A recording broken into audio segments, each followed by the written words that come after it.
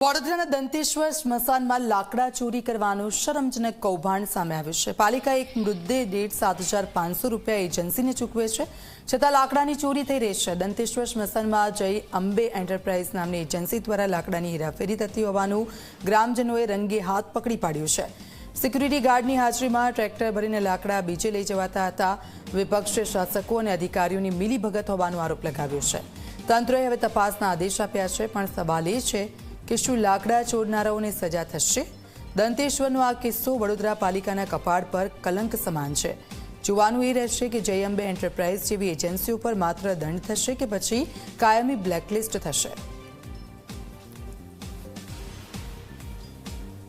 અમે અહીંયા આવ્યા ને અગ્નિશામક કરવા પસાર થઈ અહીંયા આવ્યા તો જોયું કે ટ્રેક્ટર બહાર જઈ રહ્યું હતું। મેં ભાઈ ઉભો ટ્રેક્ટર ક્યાં લઈ જાય તું? તો બોલે અમે બહાર નાખવા લઈ જાય તરસાલી। તો ભાઈ આટલા કેટલા ટ્રેક્ટર નાખ્યા? તો અમે પહેલાં 2 ટ્રેક્ટર નાખ્યા। એક ટ્રેક્ટર ત્યાં તરસાલી નાખ્યું, એક ટ્રેક્ટર વળી નાખ્યું। તો ભાઈ આ કયા નાખ્યું? કોની સૂચનાથી નાખ્યું તમે ટ્રેક્ટર લઈ ગયા બહાર? એની સહીઓ મેં લાવો, ચોપડામાં સહીઓ કોઈ નથી। અને એના કોન્ટ્રાક્ટરને પૂછ્યું તો કોન્ટ્રાક્ટરો એમના લોક મારીને આવી ગયા। કોન્ટ્રાક્ટરને મેં કદી જોયો જ નથી અહીંયા। ઓકે, ના માણસો પૂરતા હોય છે? માણસો 1-2 હોય છે, અમુક વાર આવે છે ને અમુક વાર નહીં આવતા। ખાલી સાફ સફાઈ વાળા 2-4 જણા આવે છે, એ બી આમ તેમ જેને હોય ને કરે બોલ। કોર્પોરેશન તો આ લોકોને એક મૃતદેહ દીઠ 7500 રૂપિયા આપી રહી છે। અરે એ બધા જ ખાઈ જાય છે। આ બધું છે ને ખાવો કડું છે બધું। હું તો એટલું કહું છું, જે આવો ને બધું હજમ જ કરે છે। આપણે અહીંયા કાલે ભરી તો આજે ને આજે તમે અહીંયા ખાલી કર્યો, કાલે અમે ભરી તો વાડી લઈ ગયો મેં। અચ્છા, તો કેમ અહીંથી લઈ ગયા તમે?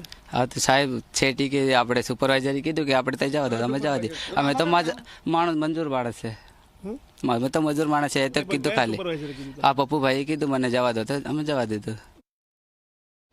લાકડા તો પડ્યા જ હતા સાહેબ, પણ કેવું છે કે મોટા થળિયાઓ હતા। હવે એ તો અહીંયા બોડીમાં કામ લાગે જ નહીં, એટલે એને ફાળવા પડવા। ત્યાં કેટલા વખતના પડેલા લાકડા અત્યારે મશીન મગાવ્યું છે, અને એ મશીનથી અમે લાકડા ફાડી અને એનો સ્ટોક કરીએ છીએ કે જેથી કરીને અહીં બોડી આવે તો અમારે કામ લાગે, તો બીજે સ્મશાનથી મગાવવા ના પડે।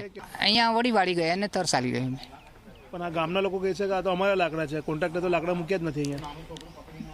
ના સાહેબ, આ તો ચોમાસાના ટાઈમના જે થળિયા પડેલા ને બહાર જે રોડ પર પડી જાય ને એ કેટલા વખત છે, કોઈ યુઝ જ નતો થતો। કોન્ટ્રાક્ટર લાયા કે ગામના લોકો લાયા છે?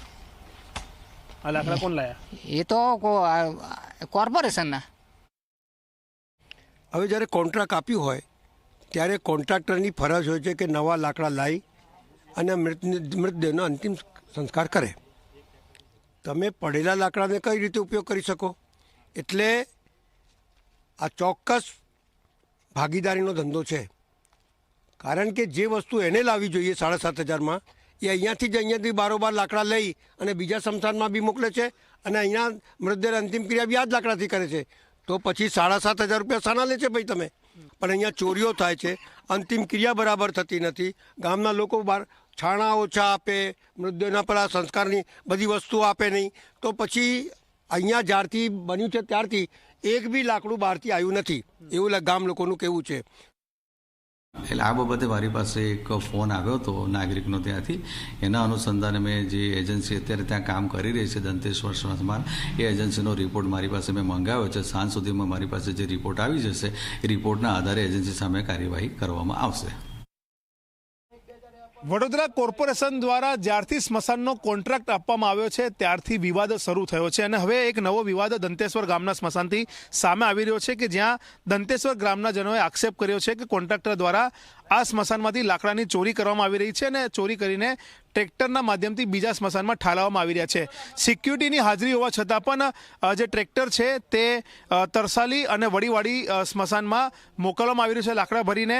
એક તરફ કોન્ટ્રાક્ટરને કોર્પોરેશન એક મૃતદેહ દીઠ 7,500 રૂપિયા ચૂકવી રહી છે, જેમાં તેમને લાકડા, છાણા, અંતિમ ક્રિયાની જે કીટ છે તે મૃતકના પરિવારને આપવાની છે, પરંતુ તેના બદલે કોન્ટ્રાક્ટર પોતે જ લાકડા જે છે તે અહીંયાથી ચોરી કરીને બીજા સ્મશાનમાં ઠાલવતા હોવાના આક્ષેપો ગ્રામજનો દ્વારા કરવામાં આવી રહ્યા છે। આપ જોઈ શકો છો કે સામે જે અગ્નિદાહ કરવામાં આવી રહ્યો છે તે લાકડા ગ્રામજનો ખરીદીને લાવ્યા હોવાનો દાવો કરી રહ્યા છે, અને અહીંયા કોઈ પણ વ્યક્તિ હાજર નથી અથવા તો કોઈ પણ સ્ટાફ ઉપસ્થિત નથી, તે પ્રકારના પણ આક્ષેપો કરવામાં આવી રહ્યા છે। ત્યારે સવાલ એ જ થઈ રહ્યો છે કે જ્યારે એજન્સીઝ આપવામાં આવી છે સ્મશાનમાં, તે લોકોના સુખાકારી માટે આપવામાં આવી રહી છે, પરંતુ આ એજન્સીઓ તો પૈસા કમાવા માટે લાગતી હોય તેવું લાગી રહ્યું છે. જય અંબે એન્ટરપ્રાઇઝ નામની એજન્સી છે, તેના કોઈ પણ કર્મચારીઓ પૂરતી સંખ્યામાં અહીંયા નથી હોતા, લોકોની મદદ નથી કરતા અને આ રીતના લાકડા ચોરી કરીને બીજા સ્મશાનમાં લઈ જતા હોય તે પ્રકારના આક્ષેપો થઈ રહ્યા છે. ત્યારે સિક્યુરિટી જવાને પણ સ્વીકાર કર્યો છે કે હા, લાકડા અહીંયાથી ભરીને બીજી જગ્યાએ લઈ જવામાં આવી રહ્યા છે. ત્યારે જોવાનું રહ્યું કે હવે કોર્પોરેશનના જે શાસકો છે, અધિકારીઓ છે, તે આ એજન્સી વિરુદ્ધમાં કયા પ્રકારની કાર્યવાહી કરે છે. કારણ કે વિપક્ષ નેતાએ તો ભાગીદારી અને ભ્રષ્ટાચારનો આક્ષેપ કરીને શાસકોને ભીસમાં લીધા છે. ત્યારે શું આ એજન્સીને બ્લેકલિસ્ટ કરીને તેની ઉપર કાર્યવાહી કરવામાં આવશે તે હવે જોવું રહ્યું. કેમેરામેન મુકુંદ દવે સાથે રવિ અગ્રવાલ, ઝી મીડિયા, વડોદરા.